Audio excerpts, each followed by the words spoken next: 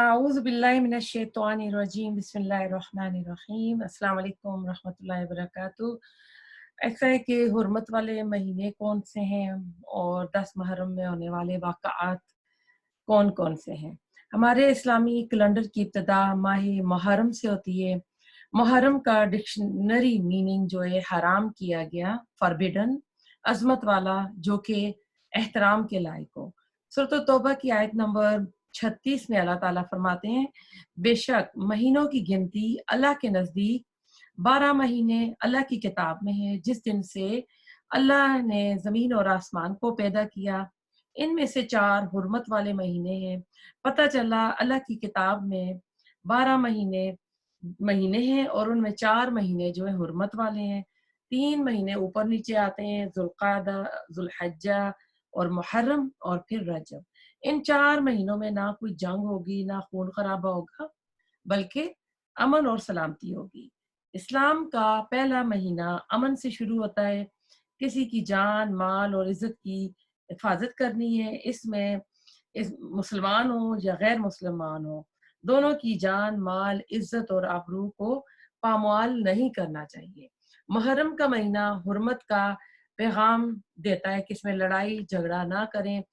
10 محرم کا دن جو ہے بہت ہی عظمت والا دن ہے، اور یہ اصل میں کیونکہ یہ 4 مہینے حج اور عمرے کے لیے لوگ نکلا کرتے تھے، تو اس لیے اللہ تعالیٰ نے وہ راستے محفوظ کرنے کے لیے اللہ تعالیٰ نے اس میں فتنے، لڑائی، جنگ و جدل سے منع فرمایا۔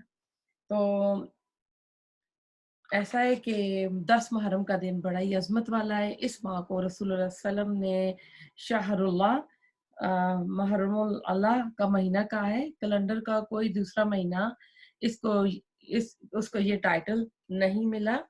محرم میں رونما ہونے والے چند اہم واقعات جو ہے وہ یہ ہیں کہ رسول اللہ صلی اللہ علیہ وسلم اور صحابہ کرام نے مکہ سے مدینہ ہجرت کی، پھر بنی اسرائیل کو فرعون سے نجات ملی، پھر آدم علیہ السلام کی توبہ قبول ہوئی، پھر طوفان نوح کے بعد نوح علیہ السلام کی کشتی جودی پہاڑ پر آ کر ٹکی، یونس علیہ السلام پہ مچھلی کے پیٹ سے باہر آئے، عام الفیل کا واقعہ جب ابرہہ کعبے کو ڈھانے یمن سے آیا، وہ بھی 10 محرم کو ہوا، حضرت حسین علیہ السلام کی شہادت کا واقعہ بھی اس دن کو ہوا، اور کہتے ہیں قیامت کا دن بھی 10 محرم کو ہوگا۔ 10 محرم کے دن کو حضرت ابراہیم علیہ السلام پیدا ہوئے، اسی دن ان کو خلیل اللہ کا لقب ملا، اسی دن نمرود کی آگ سے انہیں نجات ملی۔